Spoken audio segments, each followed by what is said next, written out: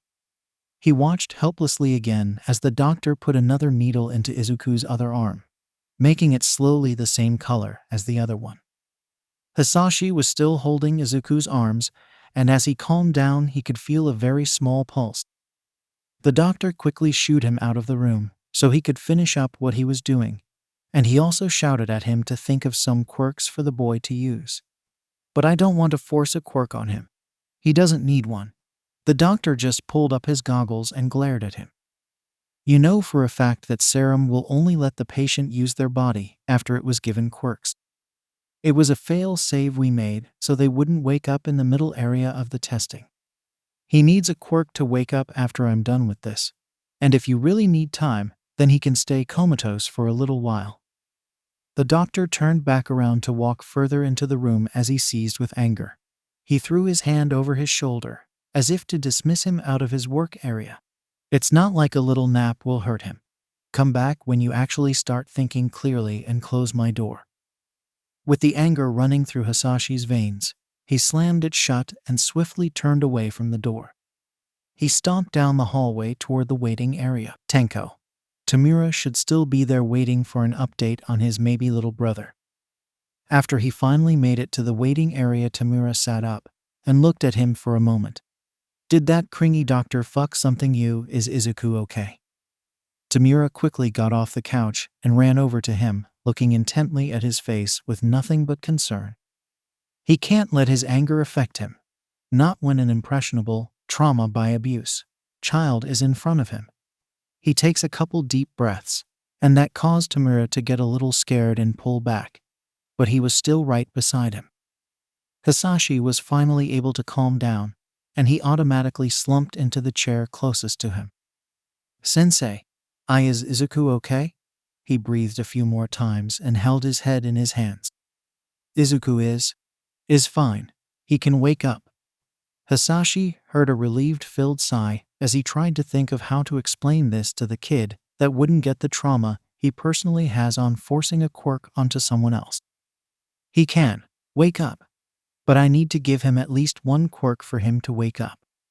I will most likely need to give 2 for nothing bad to happen. He heard Tamura sit in the seat beside him, and he waited for the questions to come. Why does it seem bad for him to get a quirk? It's not the fact he'll get a quirk. It's the fact that I'll be forcing him to take the quirks.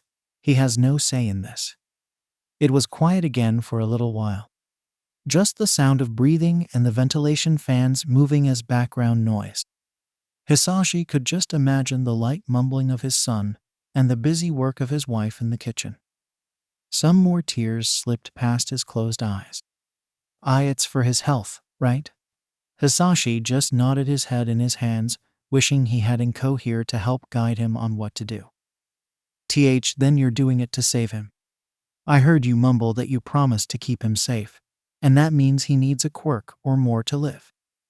What would the person you promised think of you just stopping when Izuku's life was right there and could be saved? Tamura was talking the same way he thought when he first did this to Yachi, and it hurt. Hisashi let out a quiet sob at the thought of Inko's pleading face asking him to save their baby boy. He couldn't let Inko down. Inko looked him in the eyes, and he could tell the quiet plea she made to him when he was slowly losing her mind to the blood loss. Hisashi looked into those dual-dazed eyes while Inko succumbed to blood loss, her even reliving the moment of Izuku being born and everything.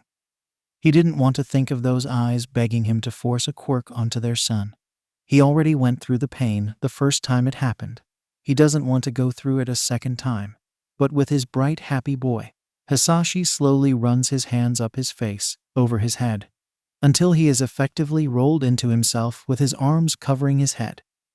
He couldn't do it, not again. Izuku could remember and blame him, just like Yachi did when he was only trying to save him. His son could have all his memories and see that still with all of his power and quirks, he couldn't even save his only mother. It's not that he couldn't even save her. He couldn't even take the body back. Mitsuki will have to do the funeral because All Might will look into Inko's life. He will look into Inko's life and see him, and then he will try to find him and his child and say that he is saving his son from him or damn Izuku to hell just like he will do to him. What was he to do if Izuku goes against him, and All Might tries to kill his kid? What can he do? Tamura sits there, and he watches the man that saved his life, sobbing at the loss of his family and all the normalcy he had. He knew how it felt, losing one's whole life that was ahead of them. Tamura lost everything because of himself, and Sensei lost everything because he just wasn't fast enough. That's basically his Sensei fault. Kiriri told him that his little brother, Sensei, and Sensei's wife had a picnic and were relaxing. Sensei let his guard drop too much, and he paid the highest price for just a small slip-up. He gets up from his seat and heads to the one he was using for most of the time waiting for his little brother, pulling out his phone so that he can get Kiriri here. He needs to help Sensei back to his room. Well, now permanent room. He always used it when he was staying over for a bit, but now it can be his forever. Tamura pulled out his phone to make a list of important items that need to be grabbed right now, for Kiriri to grab after helping Sensei. He waited a little less than 5 minutes until a black, purple, lapis, and azure-colored portal appeared. Whenever Kiriri has too many intense emotions, his portals will slowly go to a blue and white color. The last time he saw any blues in Kiriri's portals was when he was having a panic attack. It was a really bad day. The misty man ran out of the portal and automatically was on his knees, trying his best to get Sensei back to reality. Tamura got up for his spot because he knows for a fact that Izuku isn't going to be waking up today. He starts to finish up the list of things that are absolutely needed for both Izuku and Sensei. The list held legal papers and more of those likes. It also has some items like family pictures, some of Izuku's clothes, same with Sensei's, some of Izuku's toys, and other small items that Sensei can tell Kiriri himself when he gets a hold of himself. After finishing the list, he sent it over to Kiriri's phone, and he looked up as hearing a buzzing. There was Kiriri's phone on the bar counter. He better stay down here just in case some dumbasses tries to get in. Tamura sat in the bar area, portal still open, and still letting in audible noise of the man that looked to hold the world on his shoulders, cried, wailed, and begged just to have them back. He rubbed his eyes at the feeling of tears forming. He doesn't deserve to cry for them. He didn't cry for his own, yet after what felt like an eternity, Kiriri walked through supporting Sensei. He looked dead on his feet, and he was guided to the stairs. No more noise was made from him. Tamura continued to sit there and wait for Kiriri to get back. Everything feels distant as the world around him moves. The strongest man Tamura has ever seen broke down in front of him, and he is glad that he was finally able to get him to release all those pent-up emotions. Sensei helped with his own pent-up emotions, so it felt right to help him in return. Tamura didn't hear the steps coming down the stairs or getting closer to him. He only noticed the person when they pulled him into a deep, tight hug, as they slightly trembled. It's okay, Tamura. Sensei just needs some time to grieve like you did. He'll bring Izuku back, but right now he just needs to think. I know you understand this loss better than anyone else.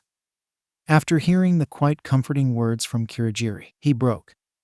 Tears quickly drenched his face as ugly sobbing erupted from his throat. They took them from me. Kiriri held onto him tighter as he grieved the family he was supposed to enter soon as an adopted son. He cries for the loss of a mother he will never get to know because of a dumb hero.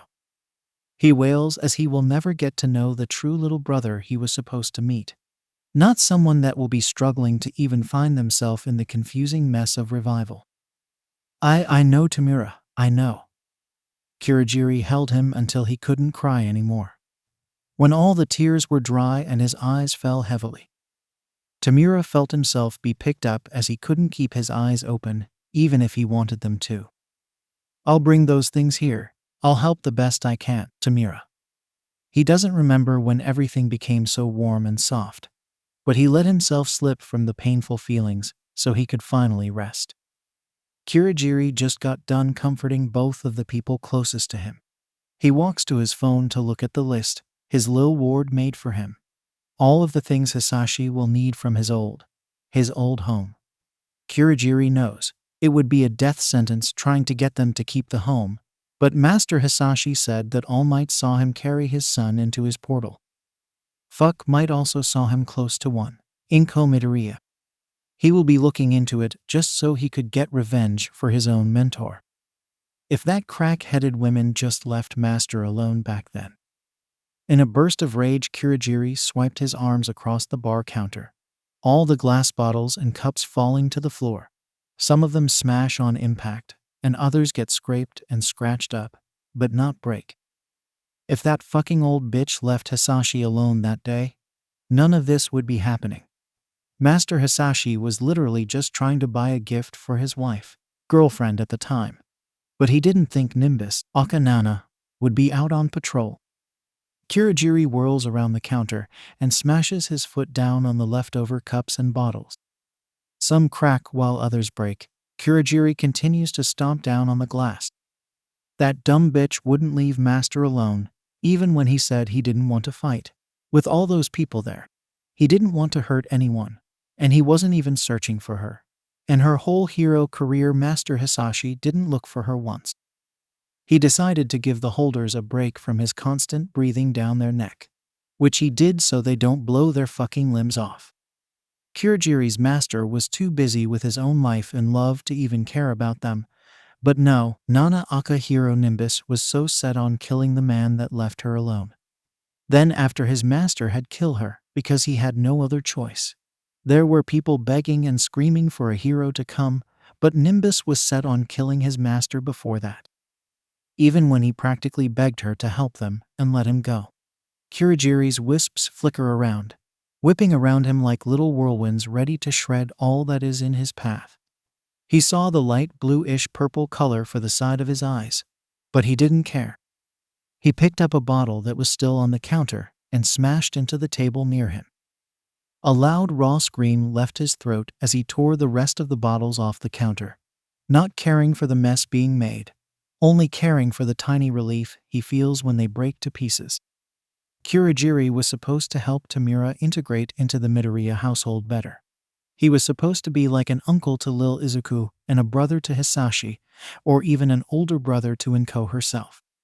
He was supposed to gain a family just like Tamura, one he never remembered floating in the back of his mind. The soft, warm touches and happy feelings that are never in reach for him, and they were wrenched out of his grasp before he could even look at it.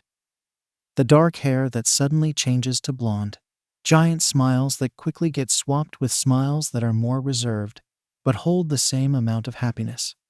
Kiriri fell to the floor as angry tears rolled down his face that was hidden behind the mist. He took gulps of air as he tried his best to regain the small control over his emotions. Wisps of bluish-white mist whirling around him, pushing the chairs near him away. It was a clear sky day as they sat on the roof, laughing and joking around. He just wanted to have the old feeling of safety back again. The safety of those blacks and yellows, the cats that just kept appearing left and right. Kiriri let the mist wash away from his face as he looked up at the ceiling, blurry-eyed. Someone was screaming his name. What was his name again? Everything was hurting, and something felt like it was crushing, but the screaming was so loud. They wanted something from him. All Might took away the family they all were supposed to have, just like when his meteor tried to do the same thing all those years ago. Kiriri curls into a ball on the dirty and glass shard cover ground, hoping for one thing: his old life back. He is hoping and wishing that Izuku is safe and doesn't go through all the pain he had when he was turned, the pain he still feels. He is pleading with any god that is out there that they spare this little child all the pain of turning and trying to understand the emotions that lack the memories. Happy faces that are ripped from his hands and are replaced with a falling building. The want to know when they will never come back, no matter how hard you try. They can come back, he knows it. Kiriri hopes that the fact that Izuku was brought in quicker and was stable faster than himself, he was dead. He needs to be dead. That Izuku will at least have something and not be a hollow shell. Tamura woke up feeling as if the weight of the world was still on his shoulders. He laid in his bed limply as the memories of yesterday passed through his head. His little brother, soon-to-be little brother, had been in a hero fight and got skewered by a fallen tree. The woman that was supposed to be like a new mother, or something close at least, died by being impaled by so many branches. His sensei, someone that has basically become a dad to him, but never a father. Hisashi will never be father to him. His sensei crashed, emotions spilling everywhere as his old life died faster than his own decay quirk spreads. Tamura lost the family that was supposed to be his. Izuku is still alive. His little brother might be a little different, but he will live. This doesn't fix the wound of the lost innocent Izuku Midoriya, because that person, just like Tenko Shimura, is dead and a new one will be born from the ashes. Tamura feels himself breathing as the thoughts of how Izuku could have been before entered, and new tears slowly leaked from his eyes. He was supposed to make sure his new family didn't get hurt this time around. All might. Tamura flung himself into a sitting position and glared at his wall, tears freely falling. The smiley happy oaf that makes everyone believe everything is all right and dandy. With just his image alone, the feeling of safety can be swept through crowds of people, while they all die one by one, but no one would feel in danger because of that stupid fuck. Tamura threw his legs to the side of his bed and swiftly stood up. He made quick work of getting out of his old clothes and then throwing the old ones in the corner of his room. His laundry bin is overflowing, but he has 10 sets of clothes he can still go through yet. Tamura foresees himself to take a deep breath, stuttering a little because the need to cry still lingers with tears tracing his features. He walks to his door and rips it open, not slamming it on the wall, though, because he doesn't want to be yelled at. As soon as his eyes adjusted to the light of the hallway, his head whipped over to where Hasashi-sensei's room was. The room's door was still closed, but Tamura swears, if he listens a little closer, he could hear the quiet weeping of his sensei, even though he would probably still be asleep by now. He takes another big breath and wipes the tears that just seem to not stop off his face and starts down to the bar. He knows for a fact that Kiriri will be downstairs, because any other time the Mist Man is not in the best headspace. He cleans, cooks, bakes, anything that is not sitting still. Tamura is halfway down the steps and can already hear the bustling in the kitchen, clinks and pangs of metal on metal. He gets down the steps and walks to the back where the kitchen would be and pushes open the slightly ajar door. There he sees Kiriri walking around using his portals to be able to cook, bake, mix, and prepare multiple things at once. The Mist is basically a one-man arm in the kitchen. He started to clean up most of the kitchen. It was really messy after he made everything. Kiriri looked at all the pots, pans, measuring cups, little things here and there. He goes about putting away all the ingredients, making sure everything is closed off right and in their right placements. Moving around the kitchen always calms him down, especially after large amounts of emotions. Families being gone won't stop him from moving, even if he just wants to sink into the earth and sleep.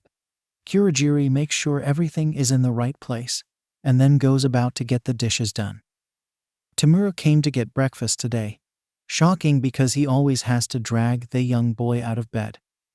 He's getting all the dishes, taking Tamura's plate, and looking at the still clean plate that was for Hisashi. Kiriri himself didn't have a plate set up. Tamura will get on his case for it later, but food right now just makes him feel sick. He makes sure he has everything while randomly looking to where Master Hasashi should have been sitting that morning. He needs to get food, but Kiriri can understand the want to stay in his room. He starts cleaning, and soon he can hear some people come into the bar.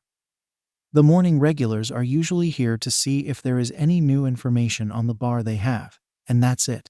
Tamura is by the bar. He knows that for a fact, so he's not worried about anyone trying to steal the alcohol. Kiriri gets lost in his work, zoning out and just dedicating himself to cleaning. He doesn't hear the questions thrown to Tamura asking why it smells like a bake shop today. He doesn't hear the defensive response asking if his bartender isn't allowed to have hobbies. Kiriri just cleans the dishes, dries them off, puts them back into their rightful places, then looks to the kitchen. He looks over all the dirt he needs to clean up. All the oil, the flour, something got spilled onto the floor as well. He goes to get more cleaning equipment from the closet. Using portals can help speed things up, but it can also leave an absolute mess in its wake. He starts with the countertops, avoiding the cooling down of baked goods, making sure any dry ingredients get pushed into the trash, then whipped down with something wet. Baked goods, cakes, cookies. He even got to make cream cheese cake. Inko loved to bake. He was told she wasn't the best, and not better than him, but she had some of the best cookies. Kiriri swipes away those thoughts as he sweeps flowers into a little dustpan. Everything he has made today has no connection to the Midoriya household. He has no need to think about that. He continues to clean and doesn't notice the stare of concern from Tamura. Sad eyes that seem to be holding any emotion under the sun and hoping to be held back. Kiriri just keeps cleaning, lost in the steps he needs to take to make everything spotless. Everything that was important on the list was brought here. The house was deserted when he went to collect, and that was to be expected. Kiriri was told about the Bakugos, but they must be. Kiriri starts to shine all the metal that can be shined in the kitchen. He knows doing this is useless, but he really likes the smell of just cleaning supplies. They always make him calm for some reason and make him smile. Kiriri doesn't know why he reacts this way, but it's a nice calm to have at the moment. A long sigh leaves his mouth as he stands just admiring his work. Everything looks spotless and very clean. The things he baked this morning should be done cooling down. He walks over and picks up a cookie, taking a big bit for his reward of all the hard work he had done. Kiriri lets his eyes wander to where his master would have sat in the morning and sees it hasn't been touched at all. He looks to the clock to see it's well past lunch time. Stuffing the cookie in his mouth, Kiriri runs around so that Tamura has lunch to eat. Out of all the things he did, he just didn't think of getting lunch ready. He's lucky that the young teen always stays up so late, so this would be around his normal lunch hour would be. Looking over to the undisturbed chair and plate, he frowns a bit, even though it cannot be seen under the purple and black fog. Master Hasashi hasn't eaten yet today. He also didn't eat anything after the accident as well, so it's been about a full day since he has had food. Kiriri makes sure all the food is ready, and even puts on a cookie or two. He then looks for something light for Master later if he doesn't get down in an hour or two. Grabbing Tamura's food and starting to make his way to the stairs. The bar was closed in the afternoons and only opened in the dead of night plus the earliest of mornings. Kiriri got to the young boy's room quickly, knocking on it lightly and waiting a bit. With no noise on the other side, he slowly opened the door because Tamura must be asleep. That has happened on multiple occasions when he stayed up for so long and Kiriri didn't get to check if he woke up at all last night. What with being so busy, why? Kiriri looks around the dark room. With red lights on. He didn't know when Tamura got these colored lights, but of course he would choose red of all colors, the color of his and Master Hisashi's eyes. Letting his eyes roam around the room because Kiriri can tell Tamura isn't in his bed at the moment. Quickly his attention lands on the scribbling sound at young Tamura's desk. The chair is too big to see him in, but Kiriri can tell he's in it. Tamura, I brought lunch. The chair spun around, and he was faced with a frantic-looking kid that somehow got ink onto his cheeks and forehead. That's a special type of talent. Oh, Kiriri, when did you get done cleaning? Tamura puts down the pens, gets up and stretches as he's probably been sitting there for a long time. I just got done not too long ago. He places the plate of food on the corner of Tamura's bed. He's not going to fight with him on if he's allowed to eat on it or not. Kiriri stands there for a bit while Tamura sits down and starts to eat his sandwich. At least he doesn't have to try and trick or bribe his way into making him eat today. So, Tamura, what are you making or writing? This seemed to stop Tamura in his tracks as he stared ahead, not really looking at anything. Kiriri waits a little to see when he'll stop thinking, but it feels like that moment might never come. Red eyes shot up to him, and he knew that look, one of hatred and anger. It's the look Tamura has for most heroes and anything he honestly doesn't like. Weird that it's directed toward him this time around. I'm planning. Planning what? Stuff. Do I get to know what stuff?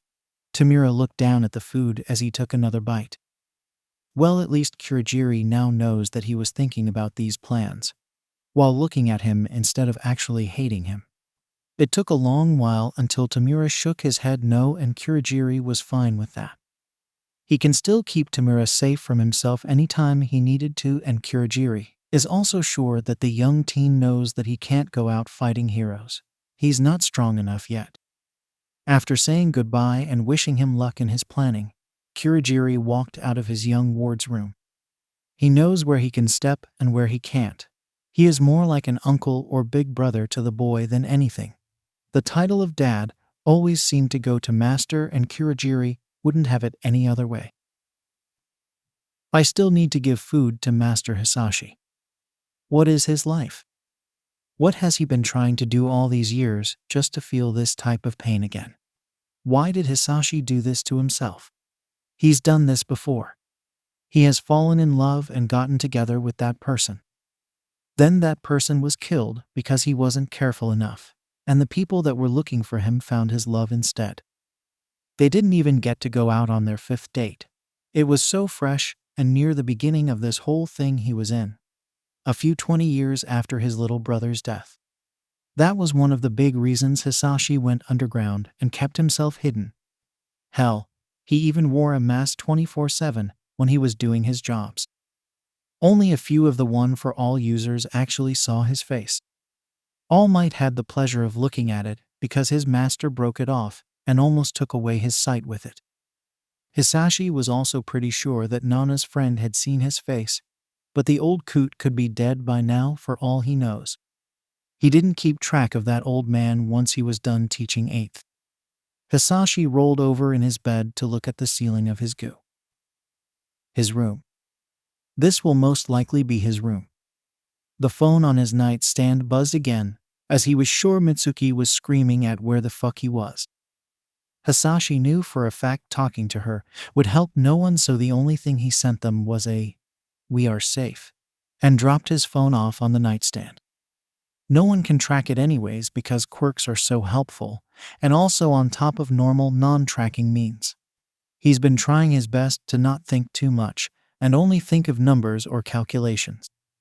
It's been 2 days, 15 hours, 34 minutes and 12 seconds since Inko Midoriya died. She's actually dead. One of the clear messages he saw from Mitsuki was yelling at him for not being by Inko in her last moments. But he was. That was just a shell being kept alive with life support. Masaru messaged him that they were questioned on where he was and answered truthfully, because they honestly had no clue. But they did inform the police that they were in contact with him, and also his son. Izuku his little boy. That bright and happy smile will be ripped away from him. Hisashi won't ever see his little Izuku ever again. Not the same one, that is. It's a basic guarantee that the first sets of Namu that survive that process will forget everything. How much, Hisashi doesn't know because only one has survived to tell the tale. For how long? Again, Hisashi has no clue, because for all he knows Kiriri doesn't know anything about his past. It's also a fact that when Kiriri came back into consciousness, he was emotionless for weeks. He was basically soulless as he walked around and sat, doing nothing and looking at walls, until he one day just looked Hisashi in the eyes and asked what his name was. That day was so surreal. Giving a human a new name because they forgot theirs, trying to get them to calm down when they tried to remember who they were. Shouting and screaming, asking about who they are, where they were, and why did he do this to them, because they felt like this was wrong. Hisashi didn't want to do this to his only surviving blood family. The only blood relative left, and Hisashi couldn't even keep Izuku alive to see into his teens. That's perfect humor, right? He kept his brother alive for years, in a vault, and that same could be said to all his other loved ones. Minus the vault part. Looking at the table beside his bed, food. Food was sitting there, but Hasashi didn't know when it got there, and he was honestly not hungry. Thinking about food is just making him want to retch into a toilet. Would he even make it? He was disgusting, not even being able to function without family around. It's just like what happened with Yachi. Maybe his brother was right, and he was so fucked up in the head to depend on his family this hard.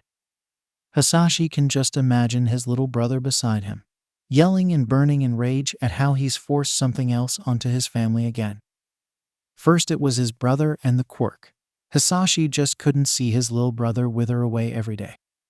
Then 𝗬𝗧𝗍 would say how he tricked Inko. She didn't know anything real about him. She married a fake and a liar. She looked a monster in the eyes every day and believed the human skin he put on to make her love him. Then with Kiriri and Tamura, Hisashi doesn't even need to explain those. 𝗬𝗧𝗍 would want to cut his throat with what happened to his 7th grandson and strangle him for what he did to that young hopeful boy. What he's doing with those dead bodies when he's trying to see how to fix the quirk singularity theory. That is if it was real, but Hisashi is sure that it is. Experimenting on the dead is better than the living. Trying to understand how quirks affect the brain and how to make higher thinking happen with more power than one should be able to handle. Now 𝗬𝗧𝗍 would have ripped Izuku out of his hands as soon as he was born. He would have kept him safe in the deepest hero-protected area possible. He would have turned to any hero worth their salt, most likely Yua or the top pros, making sure that he could never see Izuku. 𝗬𝗧𝗍 would have tried to take Izuku to the hospital and let him die peacefully. He would be grabbing Izuku right now and see if a hero doctor could help him. If his brother couldn't, then he would have brought him back, make Hisashi finish what he started, then run off again. Hisashi would never see him again. He's an awful human, watching as his family dies, does nothing, and then prolong their life against their will. Absolutely despicable. Hisashi's eyes glide back to the food beside his bed, on the side table, and sees that it looks old now, dried out and crusty. He can't get himself to care about it. The human body can live about a month without food. Hisashi can live longer without it because of a quirk. He can last about half a year if he really wanted to. He can go about the same with water intake. Hisashi didn't need it. Inko didn't need it anymore. Izuku would have to get used to eating again. Being dead makes it hard to eat. It throws off normal functions that the human body does on impulse. It happened with Kiriri. They still don't know if it will be the same with the only surviving member of that type of Namu. Hisashi rolled over so that he was facing the wall again. His bed is only big enough to hold him, not his other half. It was pushed against the wall so he could feel a tad bit safer, because it was a comfort thing he had since he was young. No one will be by his side when he wakes up in the morning. Inko will never get his coffee ready in the morning. His dress shirts won't have those pink stitches in the spots he got holes in them anymore. Inko never color matched the stitch work for clothes. The breathy wheezing laugh from the one he wanted to spend the rest of his life with. He will never hear it again. Could he hear it one more time? The way that Inko would sometimes literally skip around the house like a Disney princess when she was excited or had too much energy on her days off. The way she would cry at the smallest of things, but would laugh when Hisashi himself would fuck something up and get hurt.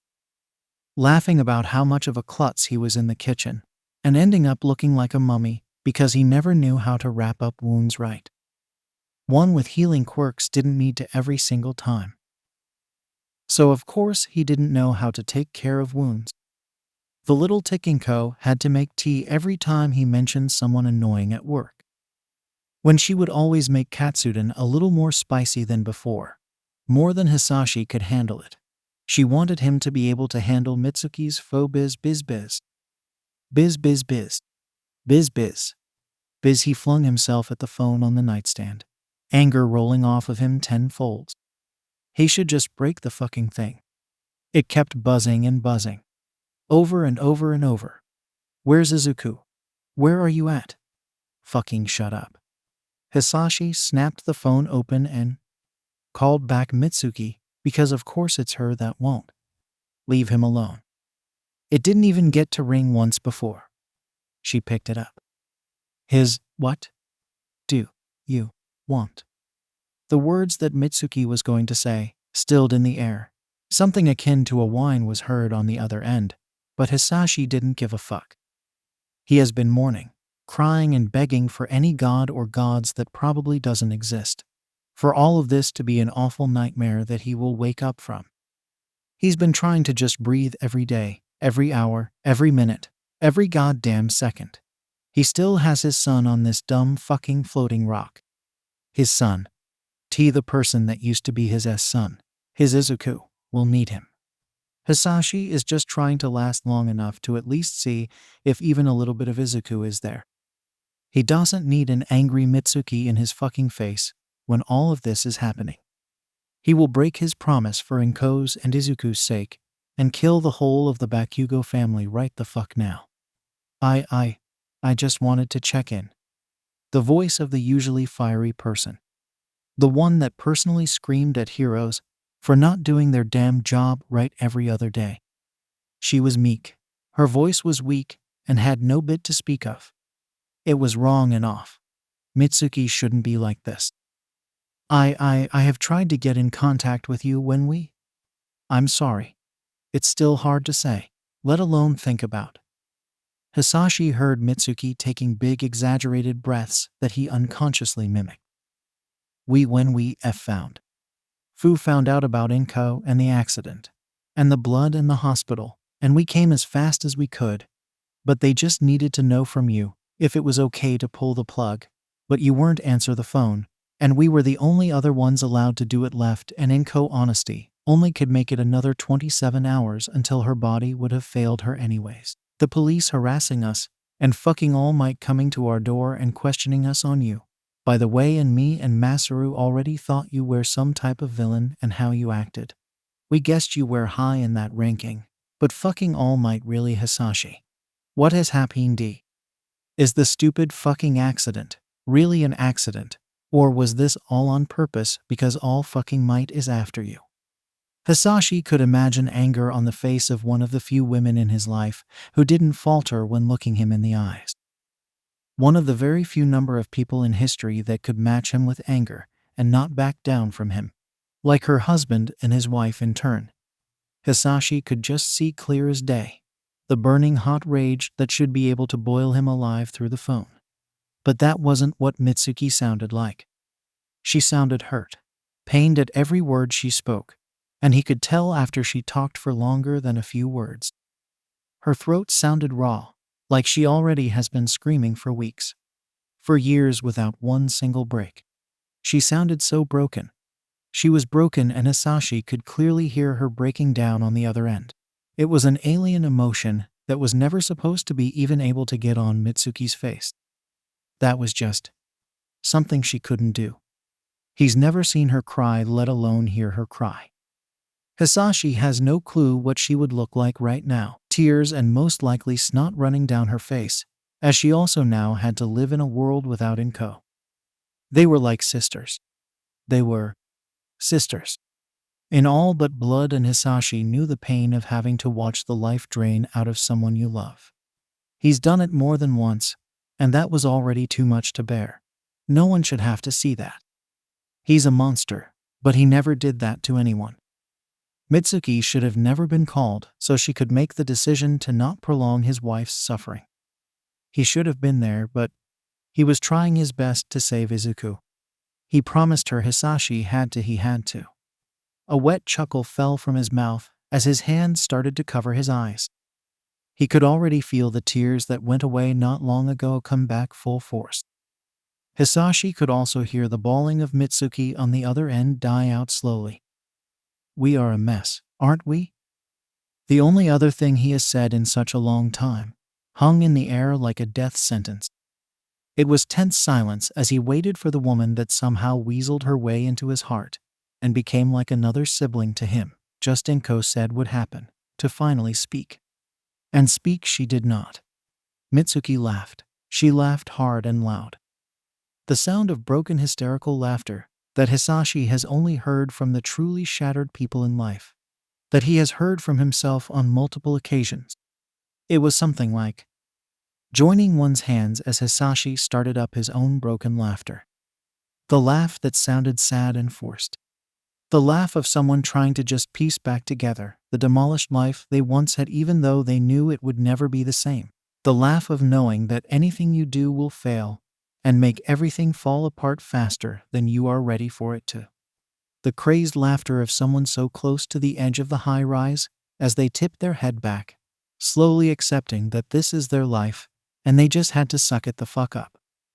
The laugh that dissolved into more tears, more crying and begging for this to be fake. The tears that are burning like fresh lava on your freezing skin when you have a fever that you just seem to not be able to stop no matter how hard you try. The tears that somehow just randomly halt all at once as your mind just clicks back into place, making everything silent once again. Everything is now just frozen as your mind falls back into its rightful place. Like a puzzle piece was just found, but it still doesn't make a full picture. The silence that hurt a million times more than the loud screaming laughter or wailing cries that used to fill your thoughts. Asterisk sniff asterisk. Haha. Yo, you're fucking right about that, you bitch. What an eloquent way of saying that, Mitsuki. Asterisk sniff sniff asterisk. I really didn't think you would call back. I would have, eventually. It was quiet again. The slight humming of the air conditioner, the somewhat heavy breathing from Mitsuki on the other end, plus Hisashi's loud and hectic thoughts roaring in the background. Both Mitsuki and him rely a lot on family or loved ones to feel normal. It was why both of them had such a hard time letting people in, but when they did, it always at one point bits them in the ass. Hisashi wouldn't have it any other way. So you know, me and Masaru are in possession of Inko's things. With you. Being a villain and everything. And the will. He sat there with his head in his hands. Tears no longer came, and it still hurt so much. I think she knew. Or at least also guessed because the why. Fucking, the note. It's a note. It stated in detail that if something were to happen to you and Izuku, or if you both couldn't be found. Mitsuki paused as she took another big gulp of air, coughing a little as she probably choked on phlegm. It says everything is to go to us. Every little bit, and funny thing is, the police have already checked all over your house and found nothing on you, so it's all ours now. Asterisk huff asterisk also, since it has been about 2 weeks, the accident happened 2 weeks ago. We had to inform them that we couldn't get in contact with you or Izuku, so. A curl and dark chuckle filtered through the other side of the phone as Hisashi was just trying to stay together long enough to get information. He didn't notice that he was so broken that he lost time that much. 2 weeks. It's been that long already. They are saying you've kidnapped Izuku. Haha, like that would ever happen. Something was slowly curling in the bottom of Hisashi's gut. He couldn't tell what it was. You, of all fucking people, you. They are saying Izuku is in danger or hurt. Ha ha ha. The feeling was getting heavy, and it was slowly getting harder to think straight. Like you, Hisashi Midoriya, would ever hurt your damn family or people you care about. It's a fucking laugh, Izuku. 𝗬𝗲𝗏 to look the face when they saying that your 𝗬𝗵𝗃𝗏 𝗬𝗵𝗃𝗏 that 𝗎𝗪𝗏𝗧𝗏 Inko the most. His son, he said. You there? Hones disconning. Hisashi, your sin can hear why. Hey, he are ventilating. His sashi yo breath. You haired ass, you need to. The phone clattered to the ground as Hisashi's mind pulled him back into the dark void of his thoughts. Everything was spinning and moving too fast. The walls felt like the floor when the ceiling felt like the walls. He was mostly thinking about his wife this whole time.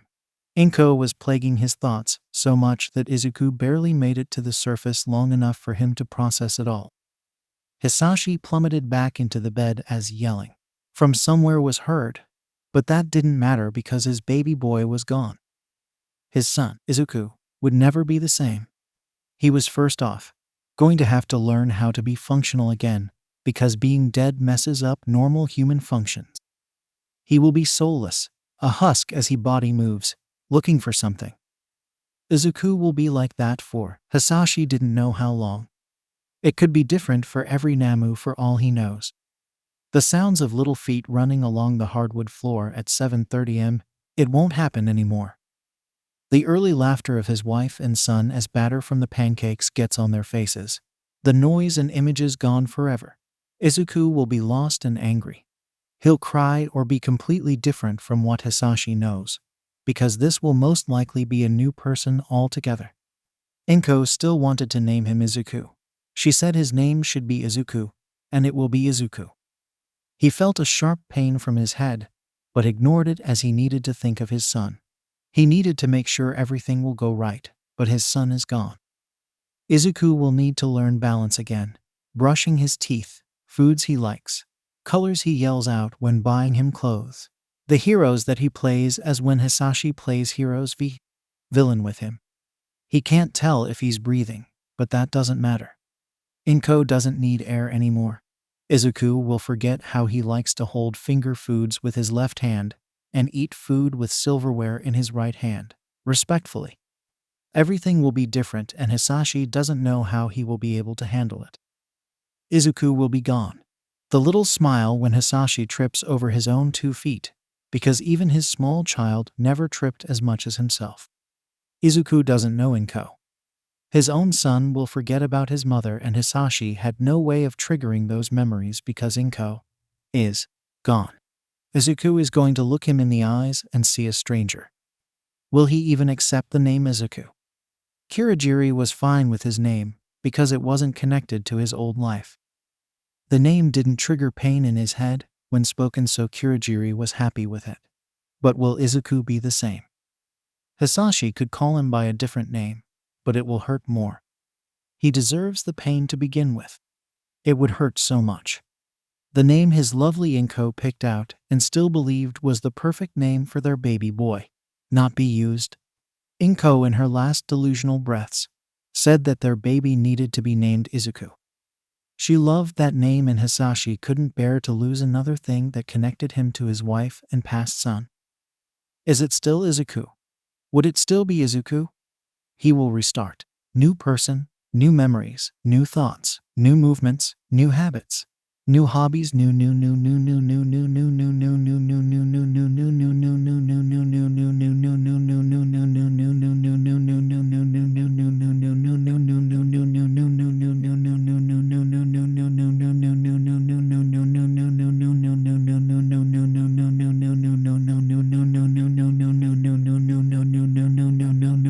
and Hisashi's head jerked to the right, and hot searing pain erupted from his cheek. He gasped as he tasted iron in his mouth. It had to be blood. Blinking a few times, then looking over to who in the world punched him, even dared to punch him. Hisashi had to blink a few more times as he looked into the bright yellow mist eyes of Kiriri. When did he get here? Master Hisashi, are you finally able to hear me? He still felt somewhat stuck, words moving slowly and understanding or anything almost at a standstill. Trying his hardest to digest the little words thrown at him, and also the question. He thinks it was a question that was also pushed his way. Hisashi gulped as he very slowly, trying to seem more calm and collected than he was, nodded his head up and down, up and down. This elected a relieved sigh out of Kiriri, relaxing a little, but not all the way. Why was the Mist Namu so tense right now? Did something happen when he was spacing out? Was he spacing out? Wasn't he just thinking about something? What was it about? Everything feels so distant and numb. That's good to hear, Master. I took away the rotted food that was in your room. There was food in his room. When was there food? I'm sorry I haven't been checking in with you as much as I should, but everything is so much harder than before. Hisashi nodded as Kiriri continued to let words fly out of his mouth. I have done all my duties and then some. Tamura has somewhat of a normal schedule back, but is still very off-kilter.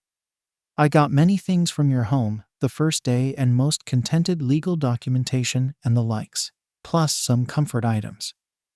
Blinking a few times as more information was given to him. Hisashi was slowly but surely coming back. He needed to know this. He needed to help and not be stuck anymore. Hisashi needed to be present. I've been I've been something, but you don't need to worry about my work ethic. I'll be the judge of what I need to worry about, Kiriri, and your work ethic would be far from it at this point in time. Oh, you're responding. It's great to see, Master. Kiriri seemed to be happy about him actually speaking. That's good. Hasashi needs to keep together because he needs to be here and in the now. And now, the doctor. He looked at the mist man as he now noticed that part of his mist is getting lighter. It's getting more blue. Hasashi has been theorizing that having more of an unstable emotional state makes Kiriri rely more on his past memories. He motioned for him to continue as he needed to know. This has to be about Izuku. About his son. He needs to know if his son won't get hurt by that name. The doctor is asking you when you are going to give the young master his quirks. It's the only way, sir. Hasashi looked at the person he turned into a monster for knowledge, for the greater good. After looking into Kiriri's eyes for a bit, he lets himself fall into his bed. He just wants to sleep and not wake up, but his son needs him. They need him the most, and Hisashi won't run away from this. I'll think of some quirks, Kiriri. Let me get a shower or something. Rubbing his hands over his face, he noticed that there was a weird texture near the right side of his hairline. He must have shown his confusion once he felt that because Kiriri spoke up. Master, you seem to have pulled out a little bit of hair and some layers of skin. The misty man looked to the floor, trying to not catch his eyes. Hisashi just sighed and slowly sat back up. It's fine, Kiriri, just get me something to eat, and I'll be down after I clean up a bit. He bowed, and then quickly made his retreat from his room. Letting his eyes drift around the room, Hisashi actually noticed how dusty it was.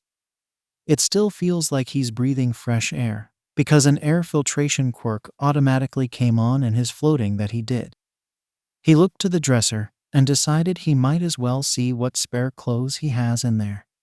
Apparently Kiriri filled his drawers at one point, because he definitely didn't have this much lays-around clothes in this room.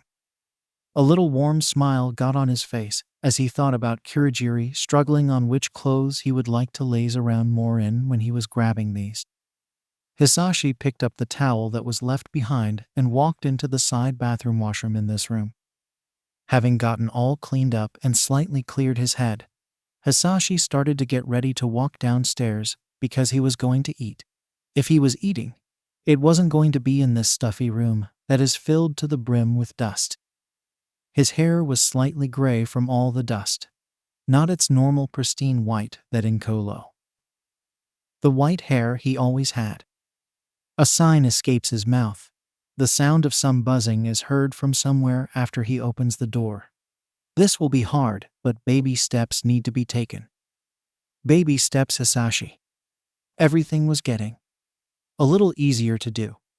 Hisashi knew that he had to make sure to keep some type of schedule. He got up at the same time every day, ate around the same thing every time, and made sure to spend most of his time combing through the binder that held all the quirks that he had kept track of.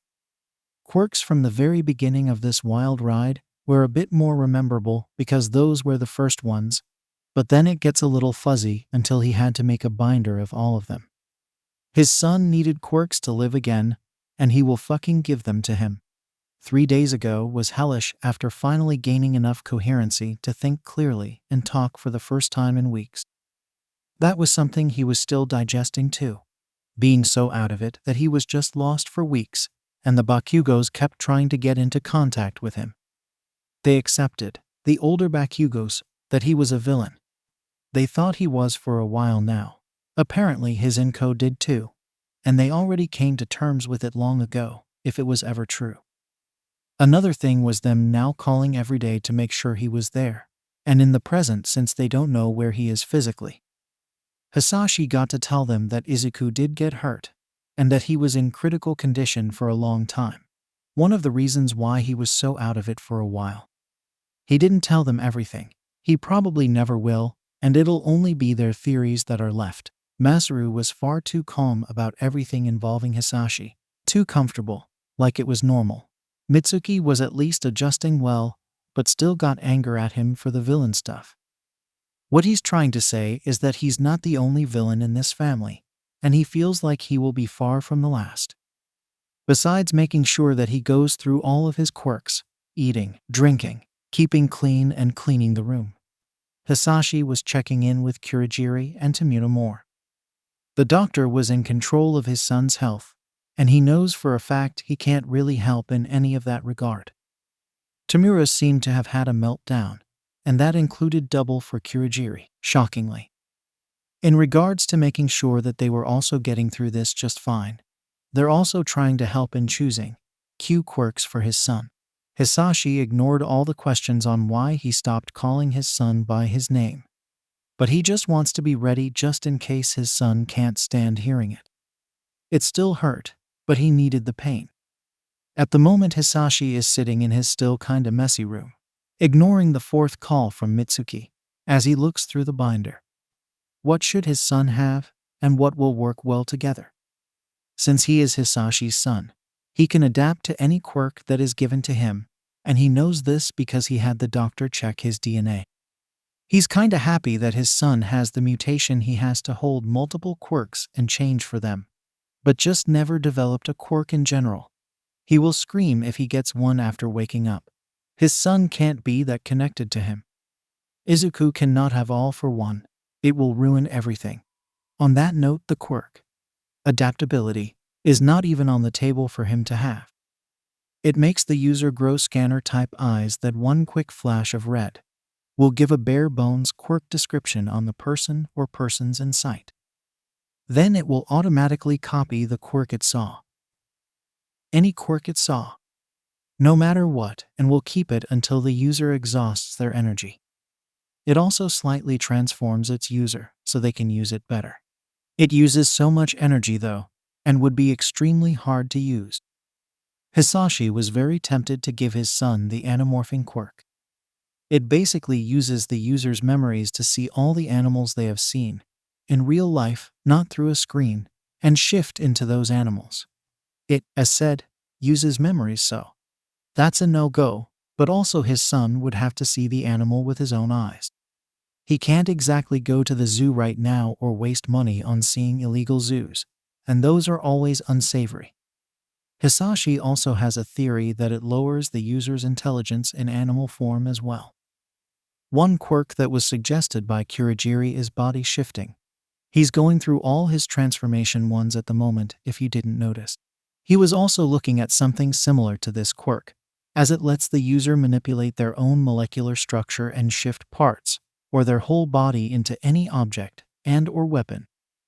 The other one that he was looking at included something else that seemed like a better fit though. A knock on his door made him jolt. Hisashi's head snapped to the clock on the desk in the room. It's been almost 7 hours since he left, and that means a check-in with either Kiriri or most likely sensei. Tamura. He was doing so well to not think of the boy's old name. Just so well. He left his face blank because Tamura has usually seen his face like that. There was no point in faking an emotion in front of this boy. Yes, Tamura. Was there something you needed? The preteen stood by the slightly open door, shifting from one foot to the other while looking kinda constipated. Either he forgot that there are other bathrooms besides his own, or Tamura has a question suggestion for him. I was thinking. Oh no, Tamura, that could be dangerous. Shut it, you old fuck. A glare was sent his way, but that was the desired reaction, so Hisashi was happy. I was going to say sense Izuku, Tamura, just call him brother for now. Okay. Since brother is going to gain some quirks already, and it's guaranteed that he can't be hurt by anything you give him or how many. Tamura's eyes slid back down to the ground as he mumbled out the last of his sentence. He just blinked and waited for the boy to say his suggestion again, but when he didn't, Hisashi cleared his throat. The 12-year-old jumped at the noise and gave a heatless glare. As I was saying, I think 𝗖******. A small smile formed on Hisashi's face because it was heartwarming to see something his son would usually do. It hurt, but he deserved it. No one else deserved the pain this accident made but him. Tamura, can you speak up a little bit more? The boy whipped his head up, and a light blush seemed to form from his neck and slowly climb to his cheeks. Sorry. It's fine, Tamura, just speak up a little bit more. He nodded his head, but looked back down to the ground. Hisashi didn't see it, but Tamura had a small smile on his face. I thought since my little brother will get quirks, why not give him one of each type you have or more? He could be really well balanced and keep himself safe this time. It'll take a long time for him to use them all the right way, but if we work really hard, Izuku won't be hurt like that again. A grin slowly spread across Tamura's face, and Hisashi honestly didn't know what to say. He was only going to give his son the minimum number of quirks, and ones that will help him get away from a fight or danger in general. It already hurt to do this, you deserve this monster. His brother would hate that he made the 7th grandson think like this. This shouldn't be normal. He shouldn't think throwing around power like this is normal. Hisashi just wanted to help his children, this child. A pain-filled and forced smile was pushed into his face as he quickly but calmly closed his binder. That's a really good idea, Tamura. He pushed himself up from his spot. The preteen didn't seem to notice his pain, and that's good. I'll think about that, but how about we go take a break from the quirks for now? It has been about. Hisashi's eyes zipped over to the clock, and it was getting closer to 7 hours and 30 minutes now. Almost 8 hours of nothing but quirks, quirks and more quirks. He got up to the boy and slightly turned him around and started to make both of them go down the hallway. Let's go and get a snack from Kiriri. I'm sure he's made some more sweets, and for some reason all the big bad villains and tough vigilantes and some small-time undares just don't like to buy all the sweets. Tamura started to run ahead to the stairs, and Hisashi gave a quick look behind him. The room will stay the same. The binder won't move, and his son will still be waiting for him. He looked for a bit longer, but went back walking to the stairs. His son will be there by the time the quirks are ready, no matter how many he has to give to him. It has been a full day since the multi-quirk talk he had with Tamura, and he's thought about it. If he's already having to do this, he might as well make it that his son is the most safe he can be. Having multiple quirks that balance him out a little more will help so much. And if they don't fit, then he can always just take them back and give him something different. Hisashi was sitting at the kitchen table with his binder out. Kiriri was making something to eat for later because he got all his other chores done. The Mist Man likes to spend quiet time with people, and if it helps him not spiral more, then Hisashi will be in the same room while looking at quirks. The ones he's decided to look over today are mutation quirks. He needs to either find one that can be easily hidden or works with his son's looks. Making sure he looks somewhat the same is top priority because of the Bakugos that will hunt him down if they don't get to see his son after he's better. It's already normal for all the calls to get the video calls that are used to try and find him because they don't know where he is. They complain that he's not getting outside enough because he always races to his room for the calls. He also has a door sign for the calls so no one comes in while on call. It helps a bunch. The annoying thing is that Mitsuki is slowly chipping him away on who he's with because she can tell he's living with people, which is bullshit. Kiriri helps keep his room clean, and she can tell he himself doesn't clean it. Such an observant asswhip. Back to the mutation quirks he's looking at. They are mostly easy to use or easy to use as a base public quirk for his son. Some are a bit more unique, but if Hisashi is going to use one as a base quirk for the public, then he needs to make sure it's somewhat like his or Inko's or a mix of both. The ones that could just be used as an added quirk for help are well hidden or mix well with his son's natural look. Like the simple and straightforward quirk like bat. The quirk user has the characteristics of a bat. The ears can be safe away from public view in his fluffy hair, and the bat wings lock into the person's sides until they are needed. Other types of mutations are like the bioelectricity, in which the mutation is on the inside of the user, so none can see the mutation itself. It makes the user have eclectic generating organs spread throughout their body, and then will let them channel the electrical energy they make into many different types of electrical attacks. Hisashi also has thought of giving Izuku plant-like quirks, but one like Cactus Bazooka, where the user is slightly green and pointy, would be harder to explain away. It also lets the user absorb sunlight and use that energy like some type of blowtorch from any part of their body. One that was suggested by Tamura was Cockroach, because it makes the user have some characteristics of the bug, but also give them that hard-to-kill ability the pest also has. Hasashi wasn't going to use that one as well because those mutations just don't look right with his son. It wouldn't slide into how he normally looks. He has plenty of plant hair type quirks that would be wonderful for his little boy. One technically couldn't help him being fruit tree, just making the person's hair more bush-like, and the ability to grow any type of fruit. It could help him poison others if they eat his fruit, but that's about it. Garden would make the user have more leaf-like hair, which they can grow and manipulate the shape, density, and size, plus the added bonus of firing them off at people or for people. Leaf Blade is also somewhat similar to that one as well, making the user's hair simulator, but not the same as leaves, and are able to be plucked off and bend into any blade shape or size. All of those or some have a weakness to fire or coarse. Hisashi is sure his son would be able to use them to his advantage, or hide the fact very well that his hair is weak to fire 𝗵𝘃𝗲 master. He looked up to Kiriri as the Namu made his way over with some of the sweets that were left over from yesterday. Here are some sweets to help brighten your mood. There was a plate of his favorite muffins on them. Kiriri made the best sweets, and Hisashi can lay his life down for that statement. He smiled at him as he took a bite out of one. Thank you, Kiriri. You know exactly how to put me in a better mood.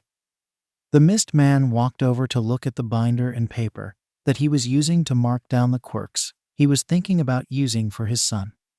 Kirigiri's yellow eyes started to squint a little as he scanned the paper and binder. He looked at him and stayed quiet for a little bit. Hisashi is guessing that he's trying to think of words or maybe opening and closing his mouth. Master. Shouldn't you find something that will make the young master look different for his new identity?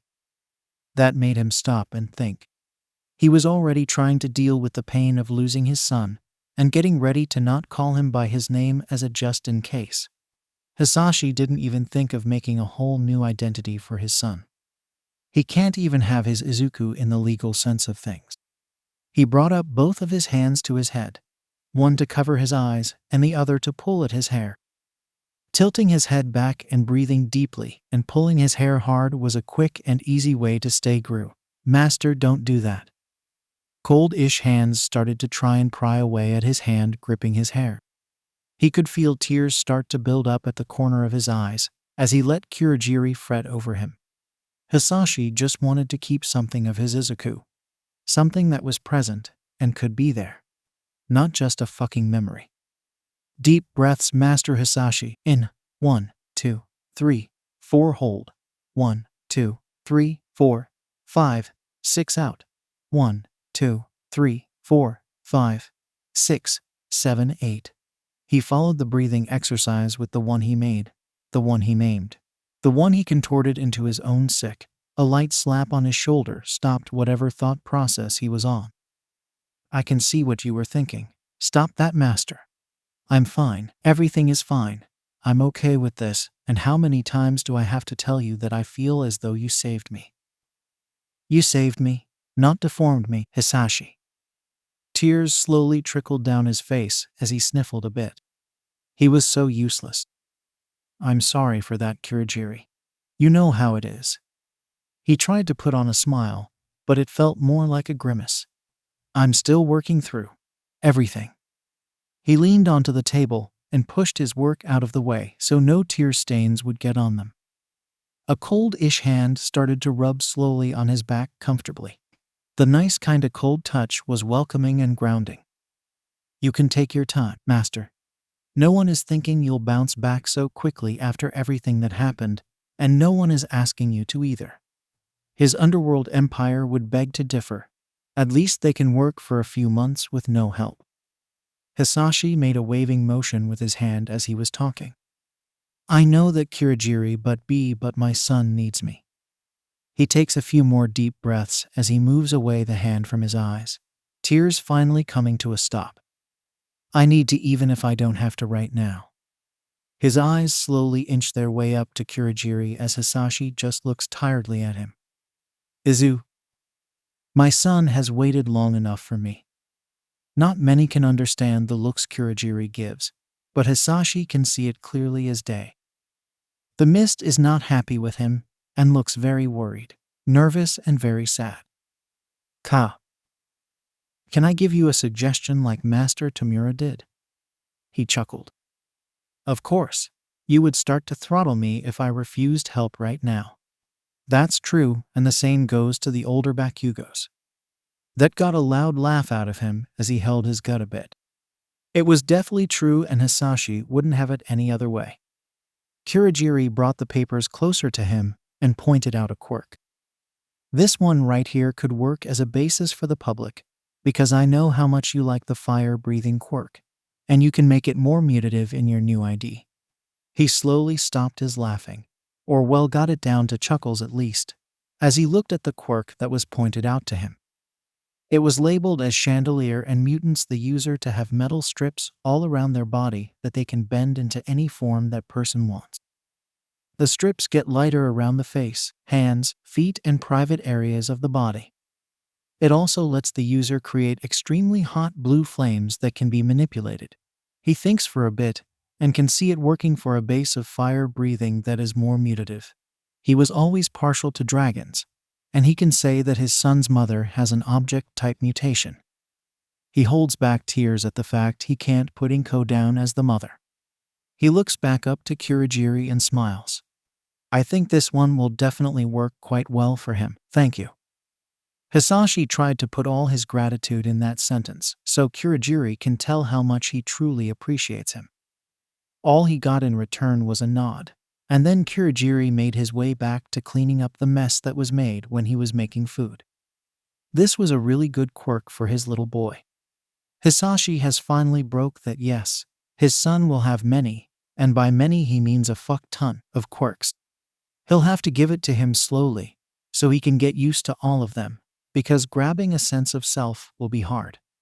He'll give him a few at first, then give more to him later on, and a lot of the ones he wants to give are emitters. Emitters are the most versatile, and honestly, it's crazy how insanely weird they can be.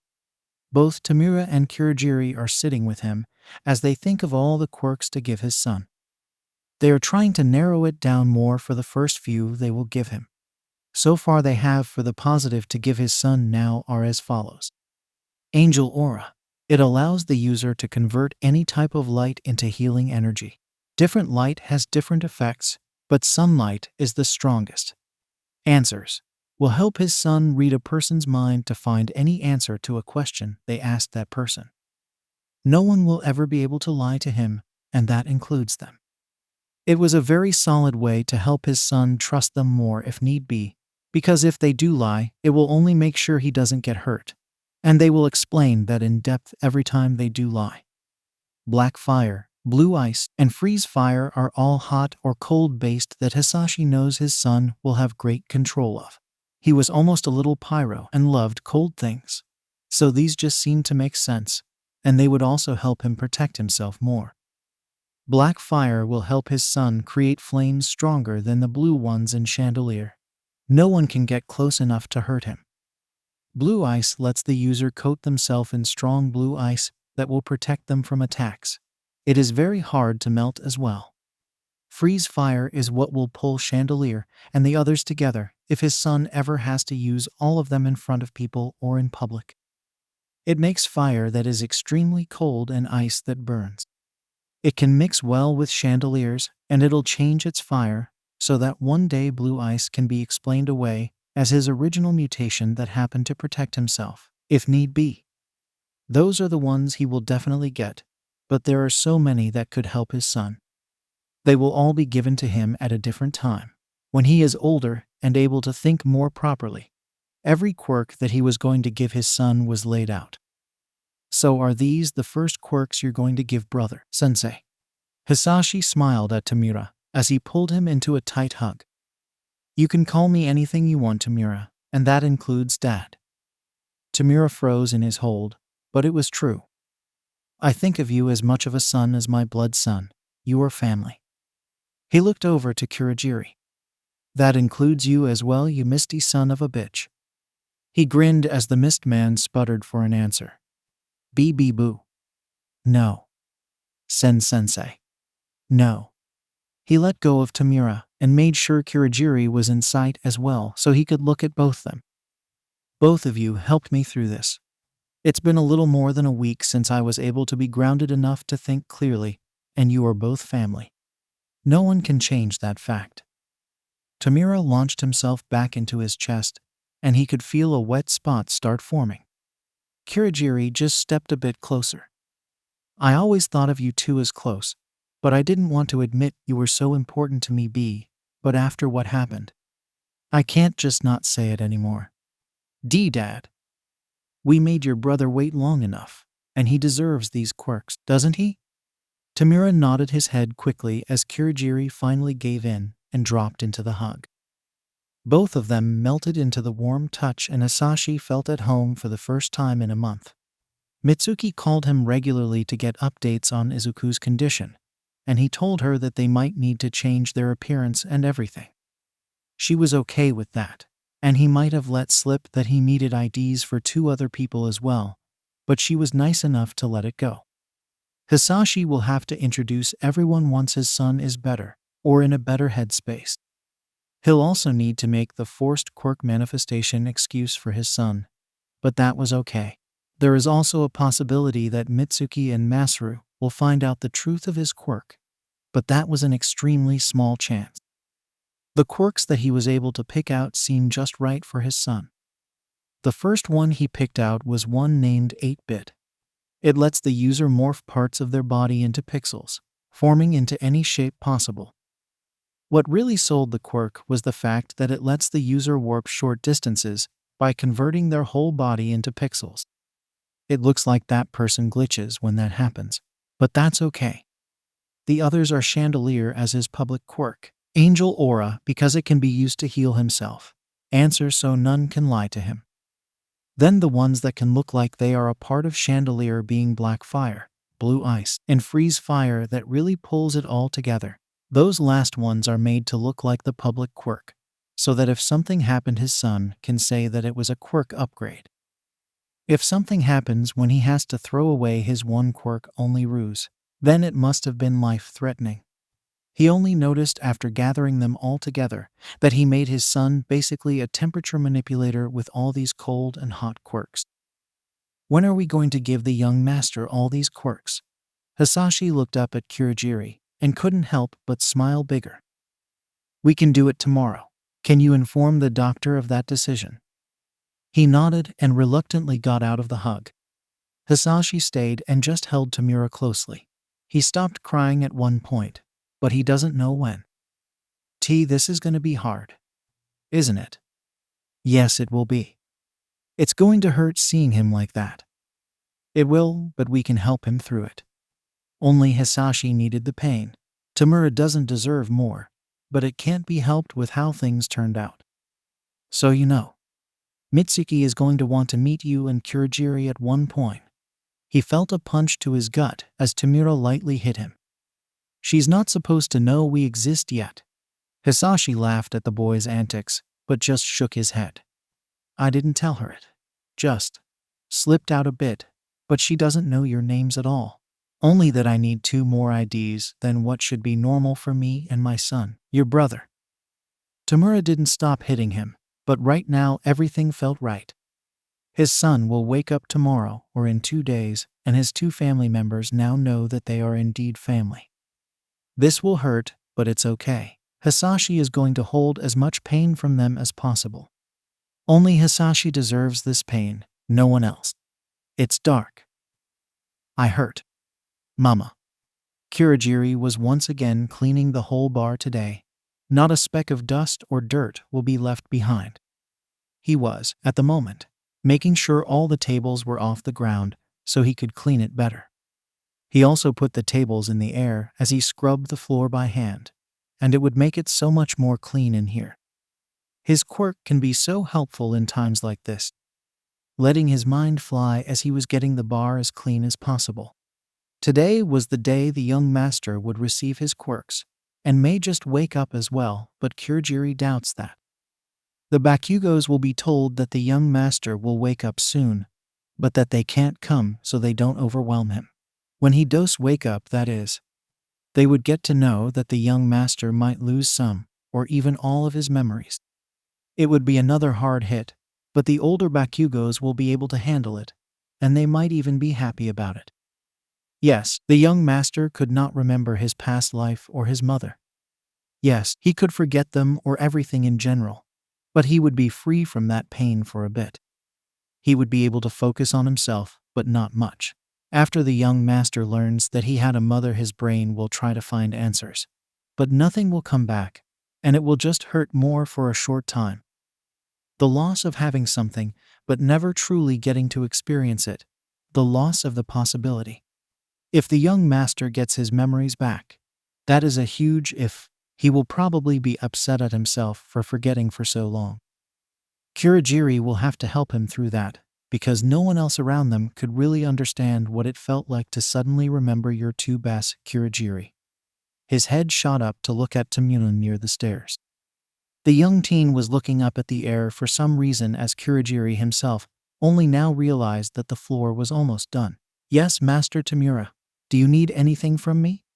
Tamura just kept looking up, and then quickly moved his eyes between from where he was looking then back to him. Kiriri was trying to read the teen's silent question, but couldn't tell what it was. Is there a spider or mouse somewhere? I know how much you hate those pests. Tamura just shook his head and looked between Kiriri and what he was fixated on again. He then started to hear Master Hisashi's footsteps get closer to the stairs than down them. A loud yawn was heard and Hasashi came down with blurry eyes, scratching the back of his head as a pen outline was on his cheek. Why are we just standing by?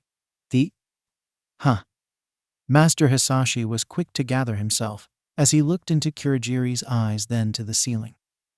Was there some elaborate joke going on that he didn't know about at the moment? Did you know? Tamura asked a question that seemed to be addressed to Master, but Kiriri couldn't tell what the rest of the question was supposed to be. No, to be honest, I didn't think it was possible because it never showed up. But I guess we just needed to wait for longer than I first thought. Do you think it might have been a mental block, or maybe this is just subconscious right now? We also have to account for the fact that the colors are extremely light, but not white and blue, Tamura. Right. No blue or white, but also not black and purple 𝗧𝗪𝗧. Tamura threw a look to Master Hisashi, and Kiriri was slowly getting more and more worried about what weird conversation they were having. He can't tell if it was about him or not, and that was definitely not helping with his nerves. Everyone has been very emotional for a long time. Maybe I was right, and an influx of emotions was the way to help with the blocks. After Master Hisashi mentioned something about emotional influx, Kiriri finally noticed the wisps of lilac and storm cloud gray. Kiriri was light purple and gray, not black and dark purple. That didn't make his breathing pick up. Nope. It didn't make Kiriri absolutely frightened at the implications of that at all. Everything is normal and fine, and we should probably stop acting like he's not able to understand us. Master Hisashi nodded his head. Hey Kiriri. I'm sure you have finally seen that the mist you have isn't black right now, yay? He tried to stay composed and together, but he felt like the gulp he took while he nodded his head was as loud as thunder. He didn't want to move or disrupt this event because this could help them. Maybe he could finally remember something, anything. Good. Hisashi's eyes shot back up, but zipped back down to him in a matter of seconds. Kiriri was about to look up, but was stopped by Master Hisashi getting his attention. Hey, so, I think I should tell you that you're using your quirk. He nodded his head again because he knew this. Kiriri was using his quirk to hold up the furniture that wasn't bolted down so he could scrub the floor. Why you know that? Good.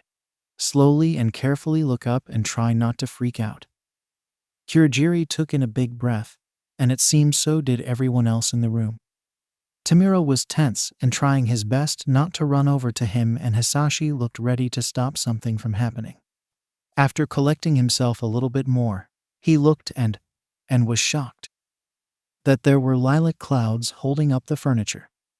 Not portals, just porting the furniture in the air while he worked.